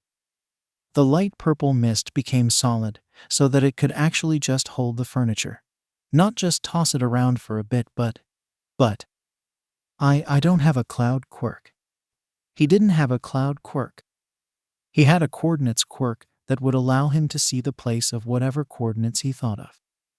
He also had a warp quirk that would allow him to warp to any spot that he could see. He didn't have a cloud quirk. Kiriri only had 2 quirks, not 3. The clouds. The 𝗬𝗏. Some people were standing in front of him, but they were blurry. Black, yellow, purple were standing near him. But why was everything so blurry? He was supposed to go somewhere. He was doing something. Yellow and purple weren't there. He was with black. They were doing something, walking somewhere. There were clouds, but Kiriri didn't have a cloud quirk. Black liked the clouds, so did yellow and purple, but black looked scared. Why was black so scared? There was yelling. No, it was loud rumbling and screaming. Ear-piercing screaming that was begging for something. Gray was all around him, but Kiriri knew he didn't have a cloud quirk. It was 𝗬𝗏. He was under the building again. He was trapped again, and black was screaming for him to get out of somewhere. He didn't know how he got here. He's supposed to be with Master and Tamura. Kiriri hasn't seen black in years, and black didn't know where he was. Was the Master, Tamura, and the kids okay? There were kids, right? They were going to be crushed. He was going to be crushed. Black was a kid. Black was a kid. Was Kiriri save black or a group of kids? He was using his 𝗧𝗏𝗏. No, Kiriri doesn't have a cloud quirk. He doesn't have a cloud quirk. He doesn't have one. He never had a cloud quirk. He was covered in mist. And not clouds. He was Kiriri that was trying his best to save Kiriri. A burst of air was finally able to make it past his mouth as his eyes bulged open. Kiriri started coughing as something gray and light purple started to move around in his peripherals. He was laying on the ground, curled up into a ball, and Hisashi, Master Hisashi, was standing close to him, while cuts littered his face and clothes. There we are, you're finally looking at me. He was the only person he could see. Everything was still a little blurry. Your breathing is still a little off. In 1, 2, 3, 4. Hold 1, 2, 3, 4, 5, 6. Out 1, 2, 3, 4, 5, 6, 7, 8. Kiriri stuttered through the breaths as he tried his best to think about what had happened, but it was so fuzzy. Can you tell me 5 things you can hear? He looked up at Hasashi, breath stuttering for a second, but then tried his best to slowly look around. Why you? Kiriri's voice rasped out. The bar taps. That's good. Anything else? His eyes skid across his somewhat blurry vision and sees gray. He can't tell what it is, but he can hear it. 𝗬𝗵𝗲 is swishing by us. He continues on. Tamura's breathing is a bit raspy. It is. You only have one more. Drunks. Drunks outside walking around. That's good. Can you name 4 things you can feel? The FL floor. My clothes. Kiriri stops for a second as he releases a normal feeling that is not there from a portion of his body. My mist.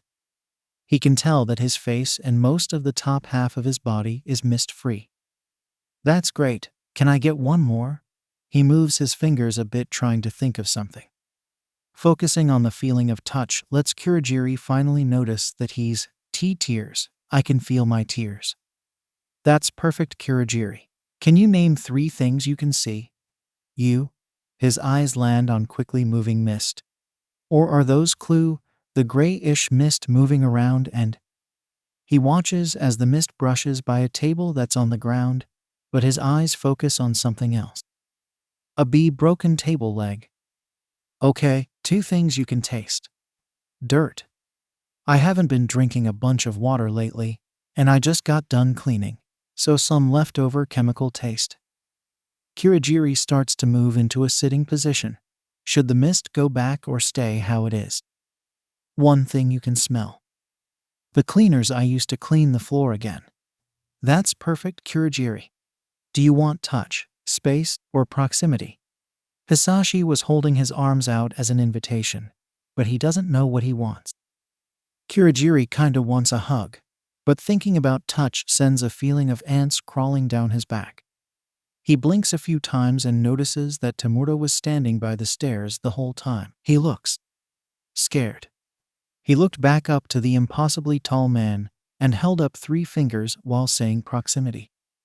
Hasashi then proceeds to plop onto the ground while just looking at him. Kiriri didn't know what to say or do, so they just existed near each other for a little. The clearly still stuttering breath from him, the calm deep breaths from Hasashi, and the light almost hard to hear breaths from Tamura, who was still by the stairs. At one point Hasashi cleared his throat and Kiriri just slowly looked over to him. He had a somewhat concerned expression which was weird. Master Hasashi usually never shows worry toward him.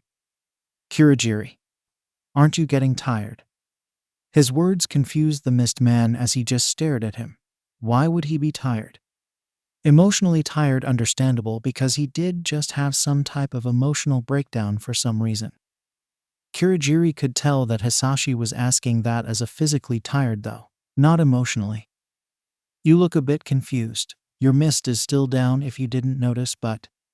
Kiriri, you are still holding up some of the chairs and tables. Huh. The tables and chairs.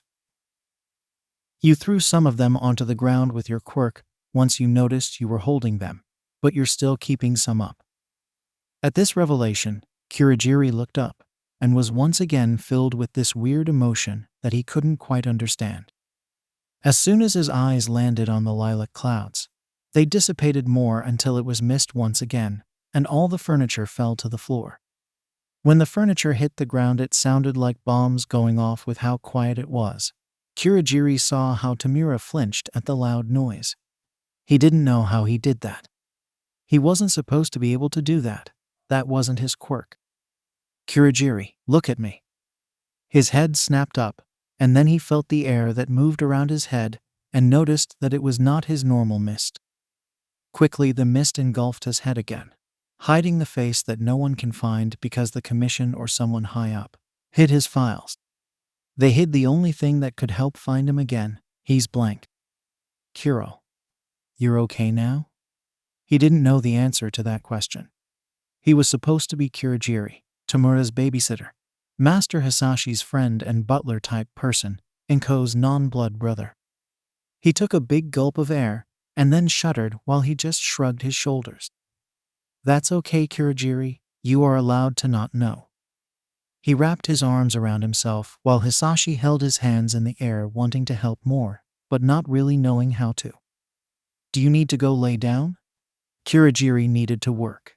They were going to the doctor today he needed to help with the young master. He needed to… Now, stop that, Kuro. I think you got my mumbling habit because you don't need to work. We are going to the doctor today, but it's just an in-person update. He's also going to learn of the quirks I'm going to give my son. He looked up to Master Hasashi as so much was running through his head. He needed. You can rest. You are allowed to rest. Kiriri looked at the one that for some reason cares so much. Why did he care for him? Wasn't he just an experiment? He was supposed to just be an experiment, but then he came out wrong. He wanted to sleep. Kiriri nodded his head as he tried to stand up. He stumbled a bit and Hasashi grabbed his arm, helping him stand more. Quiet words of reassurance were told to him as Tamura slowly approached them. Are you okay, Jiri? Oh, his voice was trembling. Kiriri forgot how much the sound of furniture breaking triggered the young boy. He must have thought about his old father for a second. He could only nod his head because he doesn't trust his voice at the moment. Why, you aren't hurt? Now Kiriri didn't know how to answer that one, so he just shrugged his shoulders. Tamura looked a little upset, well, more sad than upset, at his answer, and got a determined glint in his eyes. Then we need to get you to bed. Hisashi started to help him as they went closer to the stairs and in turn closer to Tamura. When they reached the stairs, Master Tamura started to help get him up to the second floor as well. He wishes he was stronger. He always breaks at one point. The last time he was down for almost a week. No movement, no thought, no food or water, no pain. Just him and the black void in his room or his mind. It's pleasant to just sit there in nothingness. It was where he originated from. They got to his room, and Tamura opened the door for them. Hasashi and him walked in. Soon he was on his bed, and the desire to sleep became stronger. The want for the void forever calls. Will the young master have this urge too? Was this just something that Kiriri dealt with, or is the last bit of his humanity, knowing that he's supposed to be dead? Is this what every Namu with sentience is going to feel? Why is he worrying so much about this?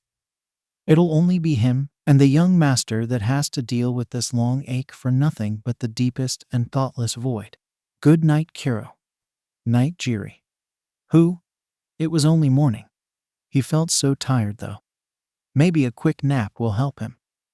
Kiriri sunk into his bed, and he let the void consume his last waking thought. He hopes it's a good night. That was a lot. Hasashi didn't think that would happen today, but both Tamura and Kiriri have been very emotional. It would make sense at one point that Kiriri wouldn't be able to stay stable and use a part of his quirk that is always dormant. High emotions are when they see his lighter colors, so of course he would be able to make clouds at one point too. It was a logical conclusion, but it just never crossed his mind until he woke up today and saw Kiriri holding up tables and chairs with light purple clouds. Hisashi was able to get Tamura to calm down at one point. He explained that Kiriri was okay and that they would still go see his brother. The brother that was still asleep and not going to wake up until Hisashi was sure about everything he was doing. He didn't want to mess up his son after he woke up. He'll just wait to give him more quirks later on, and the handful they have now is perfect. Besides the fact they are going to see his son today, they need to also get food to eat, answer any call that Mitsuki will throw their way, and lastly making sure the doctor stays in line. Hisashi is certain that the doctor stayed in line like he always does, and if he didn't, a new blood stain would be on the floor. But it's always good to keep a reminder in the present mind. Dad, can I have grape juice? He looked over at Tamura as he tried to climb onto the top of the table without the assistance of a chair. Hisashi just squinted at Tamura as he failed at the objective of simply swinging his leg a little bit higher. What are you doing? Trying to be taller. He looked at him for a little longer before shaking his head and going to the fridge to look for the juice that Tamura asked for. It's not like he isn't tall either. Tamura is actually decently tall, but he's mad that he's not as tall as Hisashi himself yet. The growing 12-year-old will get taller, but for now it's dinner tables to be taller than him, Hisashi guesses. If you're done standing on the table, I have your juice for you. The sound of a body hitting the floor and a loud "oh" soon after almost makes Hisashi laugh his ass off at whatever is happening behind him. Next time, please. Calmly get off the table. He turned around to see Tamura standing straight up with a wide-eye look, and that almost got him as he slowly handed the cup to his very chaotic son. After we are done. You want to laugh. I know I want to laugh, but I'm specifically trying to make you laugh. Hisashi huffed out the air as a smile slowly started to form. I guess that if air was solid and could be eaten, would a creep pay more money so they could have their darling's breath? That's what killed him. He's suddenly sputtering and laughing as he leaned onto the table. Ha ha ha ha 𝗧𝗵𝗲. You heard me. Hisashi could feel tears forming in his eyes at the randomness of what was just said to him. Tamura just stands there with a blank, wide-eyed look, calmly drinking his grape juice. He looked back up and quickly went back to laughing as Tamura's face just made this whole joke funnier. "Suo, after food we dad?" Hisashi doesn't say anything as he just tries to get his breath back. "Oh wow, I actually just broke you." He finally was able to sit down in a chair after a little bit more laughing and his preteen son just staring at him. Hisashi is kinda shocked that Kiriri didn't wake up from all the laughing and the body falling. But that man must be more tired than he originally thought. "You did say earlier that we were still going to see my little brother." Hisashi nodded his head after finally being able to get a proper breath, whipping the tears from his eyes as Tamura has a shit-eating grin on his face. "Yay, we are going to see your brother." He let out one final breath of air and stood back up. "But I need to make us something simple to eat before we start walking there." An incredulous look was thrown his way as he walked back over to the fridge, now looking for lunch meat for some sandwiches. "Walk?" Hisashi rolled his eyes as he got the lunch meat out. "Yes, Tamura." He grabbed some bread and then looked back at his son's face. It honestly almost made him laugh again. "We are going to walk there." "Why in the fuck would we walk?" "Hey, no saying that word. You never cared beforehand. Better not start caring now." Hisashi gave him a deadpan look and then went back to making them some food. "We are walking because Kiriri needs to sleep. We both need to get more sun, and apparently you just want some heroes to jump our ass." "No. I'll use a quirk to have a disguise on. No one will notice me, and I'm pretty sure All Might won't randomly be walking in the red light district." "Oh yay, with your luck he would be." Hisashi shot a fake glare at Tamura and set the sandwich in front of him. "Eat." He sat down but quickly got reprimanded for not making one for himself. He then made one more, sat back down, and was welcomed with a bit of a good sandwich. They both ate quietly as they thought about how Izuku would look by now. The last time Hisashi saw him, he was a light gray-ish drown in breath. At least. He also wasn't bleeding at that point too, so that was another plus. But with him being in such a rushed state, Hisashi didn't look at his son's body as much as what he usually would to make sure he was safe. This little visit is going to be just as emotional as this morning with Kiriri's quirk making clouds for the first time in forever. Why does everything have to have so many emotions? Inko was better at dealing with all those, not him. Hisashi Shigaraki was not an emotional person. Ask his dead brother and his wife. Both of them will say he sucks ass at it. They are outside. Tamura is being good and ignoring all the people walking around instead of antagonizing them. Usually this district comes more alive at night, but there could still be people here and there that are. Let's say they are less savory than common people that walk on the main roads. So they are walking outside, where everyone can see them, but Hisashi is wearing a quirked disguise. It's a less populated road. Some beggars, some druggies, very few drug dealers. But those ones are probably just selling weed or something easy. He has Tamura holding his hand, never knowing if bastards like that are around. And they are actually almost there. A door that leads to a passageway all the way to a warehouse underground holding area. Hisashi was very tempted to move his son to the Jaku hospital, but that would have been further away and not within walking distance. Are we there yet? They are literally right by the door. He looks down to Tamura, walks up to the door, pulls out a key, unlocks, and then opens the door. He does this while keeping eye contact. Yes. Without much more fanfare and a glare from Tamura, they then both start walking inside, shutting the door behind them and locking it again. After getting into the underground passageway, it takes no time at all to get to where the doctor is currently keeping his son safe and healthy. The first thing they see is the waiting room when they enter. It's normal, and nothing has really been moved the whole time they have been gone. The chairs are still around, couches are still there, magazines still there. Everything is still in place to make this room look like a normal waiting room. It's to kind of throw off anyone that breaks in. just looks normal and not all evil villain lair type things. All the rooms are made to look normal as well. There are rooms that are empty but stocked like a normal hospital room. While they walk, they passed all the empty rooms. They are usually there for anyone they decide to help and keep care of, which isn't much or any at all really. The only ones that really ever get taken here are people that are needed for information that needs to stay alive, or on the extremely rare occasions, loved ones. Hisashi and Tamura are on their way to the main office room where the doctor should be. If he's looking through the cameras, then he would have noticed them, but most likely he's eating or working on something. After they finally make it to the main office, the door is open and the doctor has his back to them. It was a bad decision and Hisashi is going to take advantage of it. He quickly puts his finger to his mouth so Tamura doesn't make a noise and sneaks up behind 𝗬𝗏𝗧𝗏, who seems to be looking in a notebook of some kind. When Hisashi gets closer, he can see that it's about the process on how they went with Kiriri.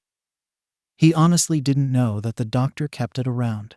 He did say it was a failure, but 𝗬𝗏𝗧𝗏 does also like to learn from mistakes. So how is my son do? 𝗬𝗲𝗍𝗄𝗧𝗍, Master, you cannot do that. A wide-eye look from the doctor is what he gets as he waits for the old man to catch his breath. I am old and a heart attack could happen so easily. Hisashi watched as the doctor clutched his chest a bit, but because it was the doctor, he regained his composure quick enough. Tamura was openly laughing at how the doctor reacted. 𝗬𝗏𝗧𝗏 glared at him, but Hisashi cut that off right where it was. I was asking how my son was, doctor. It would be best if we start making our way to him. The doctor ignored the threat and swiftly passed Tamura and started to walk down the hallway. Come, this way. Hisashi follows behind.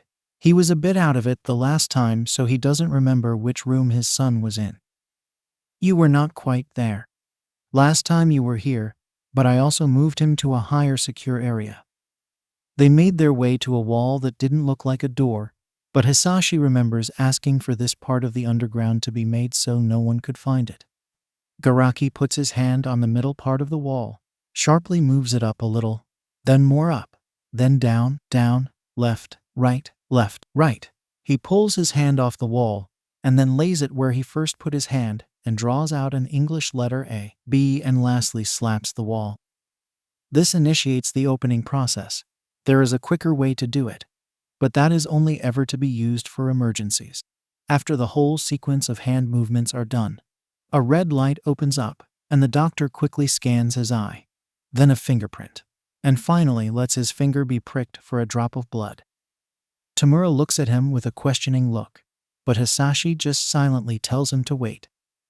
Lastly and finally, after it fully processed the blood sample, a little microphone pops out of the wall. 𝗬𝗪 real position Dr. 𝗬𝗪𝗧𝗏. A few turrets quickly fall down from the ceiling and aim at both him and Tamura, but that was quickly fixed. Plus master and son. As soon as they appeared, they were gone and Tamura was now glaring daggers at the doctor. You couldn't say that as soon as you were done with your title. Master always comes through with a portal, so I don't use that code as much. 𝗬𝗏𝗧𝗏 brushes off the question without care and makes swift work to walking them to the door that is his son's room. The wall that did open up for them also loudly closed behind them, showing how heavy the door is normally. This is your son's room. I'm guessing you might come up with a new name for him.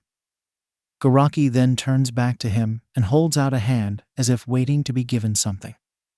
Give me the name, master. Then he'll hear it as soon as he wakes up. Oh, I haven't thought of a new name yet. Hasashi gets the look from the doctor. Haven't thought of a no, just come into the room. 𝗬𝗏𝗧𝗏 then quickly turns around and lets the finger scan, scanning his finger to open the door. Come in, quicker. It's not like he's getting any younger or well older for that matter too. Hisashi felt his eye twitch at the lost-lipped comment from the doctor, but that was just how he was, and the doctor did know when to keep his mouth shut too at least. If made too many comments like that, then maybe he could get a new better doctor though. As soon as they walk in, he gets to see his little boy, peacefully sleeping on the bed with a respirator on, wires and tubes sticking out of his baby boy. His skin has gotten darker from letting the first revival serum run, though his system. It is now a dark dirty gold color mixed with a little green into it. The color 𝗧𝗵𝗃𝗧𝗵𝗃. It's weird and offsetting to see his little one look like this. Hisashi can see the eye bags from here. He looks like he should be restful with all the sleep he's been getting, but his little boy looks so tired and worn out. He's okay, right, Dad? Hisashi nodded his head and started to move them to the side of his little son's bed. He's just waiting for the quirks that he needs to actually wake up. He sets down Tamura with his sleeping son and explains all of the things to be careful of. It helps that the preteen has on his special gloves so that he can touch things without worry. You can be with your brother while I do a bunch of boring talks with Dr. 𝗬𝗏𝗧𝗵𝗃. Tamura nodded his head and started to try and relax by his little brother who won't wake up yet. Okay, boring talk with me over in the hallway, master. The doctor motioned him to follow behind him, the door lightly closing in their wake. 𝗬𝗏𝗧𝗵𝗃 turns around, for what feels like the 1000th time today, and has that look again while letting his eyes roam over him from top to bottom. I see you haven't been taking care of yourself.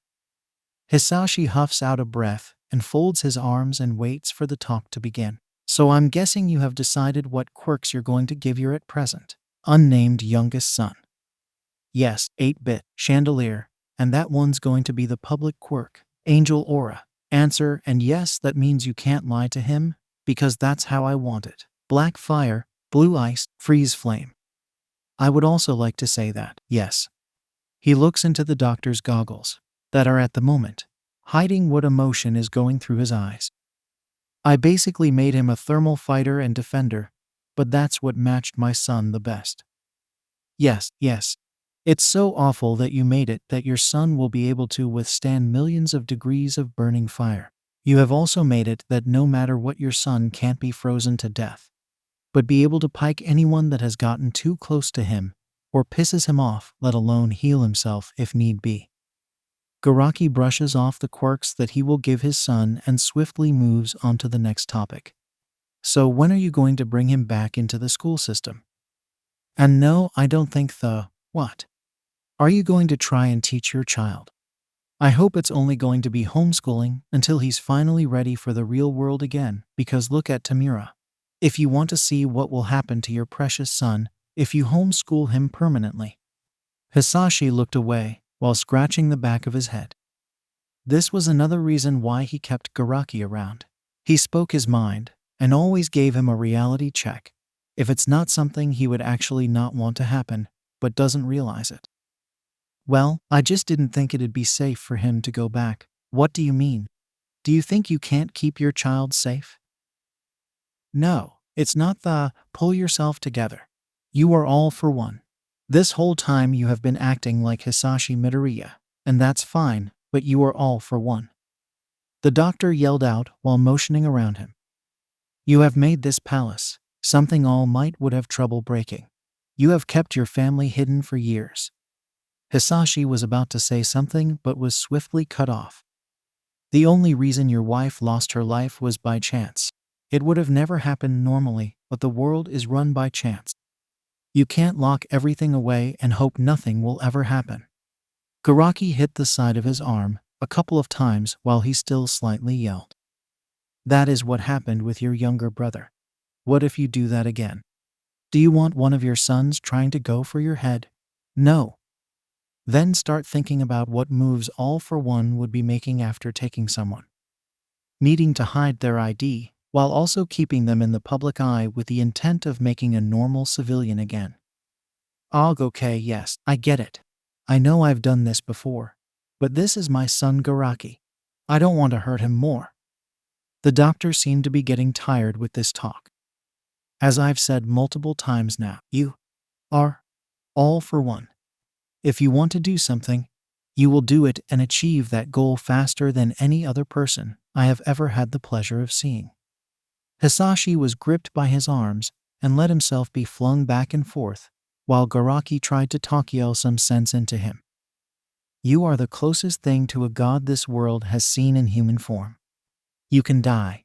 Your loved ones can die. Everyone can die. But that has never stopped you. Why let it now? He watches as 𝗧𝗪𝗧𝗃 lets him go and mumbles some words under his breath. They are just asking how he's so out of it really. Conquer your emotions. 𝗧𝗪𝗧𝗃 moves one of his hands in the air while he talks. Get your son back. The other hand joins in. Fix and repair your family. 𝗧𝗪𝗧𝗃 turned around and looked very excited while pulling his arms close to his chest. Win. Hisashi blinks at how the doctor is acting, but quickly tries to hide a smile at how it's kinda like a little kid describing his personal hero winning a battle. 𝗧𝗪𝗧𝗃 clears his throat, a small smile on his face, while he slightly pointed to the room of his youngest son. And come back so I can see and talk with you. Someone needs to make sure you're actually okay. And that's not even mentioning the fact it's nice talking with you, even with a threat of death now and then. Hasashi chuckled a little at the doctor's antics, moving to the door that was closed and opened it. Seeing his adopted son sitting by his youngest, looking at him with worry over the sleeping boy. His heart warms up at the clear concern, but also the love that was already there, even if he never interacted with him when he was. Izuku, if that makes sense. He looked back to the doctor and gave him a nice smile, for once. Thank you, doctor, I guess. I really needed that. Then he walks into the hospital room to spend time with both of his sons, even if one is still asleep.